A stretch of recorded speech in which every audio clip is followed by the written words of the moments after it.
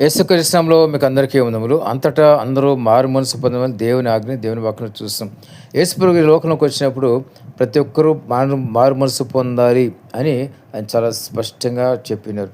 ప్రతి మానవుడు మారు మనసు పొందడానికే మరి ఆయన శిలువ మరణం పొంది రక్తాన్ని చిందించడం జరిగింది. అంటే ఆయన రక్తం చిందించడం చేత మన పాపములు క్షమించబడతాయి.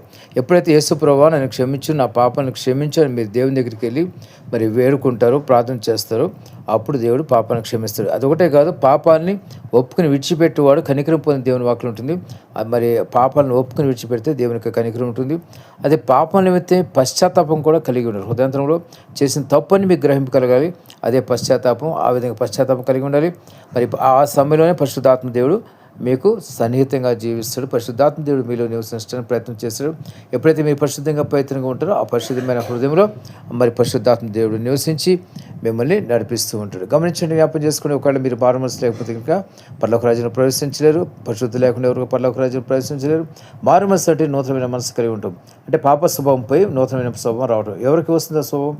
ఎప్పుడైతే పాప క్షమాపణ కలిగి ఉంటారో, పాపాలను దేవుని దగ్గర ఒప్పుకొని విడిచిపెడతారో అప్పుడు వారు మనసు అనుభవంలోకి వస్తూ ఉంటారు. గమనించండి, అదొకటే కాదు, ఎవరైనా సరే మరి పరలోక రాజ్యం వెళ్ళాలంటే కనుక మొదటగా చేయవలసింది ఏంటంటే యేసుక్రీస్తు దేవుడిని నమ్మాలి. ఆ తర్వాత ఆయన ఎందుకు విశ్వసించాలి. ఆ తర్వాత పాప క్షమాపణ కలిగి ఉండాలి. దాంతోపాటు బాప్తిస్మం కూడా తీసుకోవాలి. ఎప్పుడైతే మీరు పరిశుద్ధంగా పవిత్రంగా జీవిస్తారో ఆ తర్వాత మీరు బాప్తిస్మం తీసుకుంటే మరి పూర్తిగా మీరు పరలోక రాజ్యానికి వెళ్ళడానికి అర్హులు అవుతారు. గమనించి దేవుని రాకడ సమీపం ఉంది. ప్రతి ఒక్కరు కూడా మారు మనసు పొందాలి. మారు మనసు పొందకపోతే నిత్య నరకానికి వెళ్ళిపోతే మనుషుల అగ్నిలో వేయబడతారు. ఇదైతే వాస్తవం ఉంటుంది. మరి ప్రతి ఒక్కరు గమనించిన కాబట్టి ఇది ఒక మతం కాదు, మార్గం. అందుకనే దేవుడు ఆయన ఒక మాట సెలవించి, నేనే మార్గం సత్యం జీవమునే ఉన్నానని ఆయన ఒక మాట సెలవించిన లోకంలోకి వచ్చిన తర్వాత. కాబట్టి ఆయనే మార్గం పరలోక రాజ్యానికి వెళ్ళాలంటే ఆయనలో సత్యం నిజం ఉంది. ఆయన జీవంగల దేవుడు, జీవిస్తున్న దేవుడు. గమనించండి, జ్ఞాపకం చేసుకోండి, జీవంగల దేవుడిని మీరు అంగీకరిస్తే కనుక మీలో జీవం వస్తుంది, మీలో ఉద్యమం వస్తుంది, మీలో గొప్ప నెమ్మది, శాంతి, సంతోష, సమాధానం సమృద్ధిగా ఉంటాయి.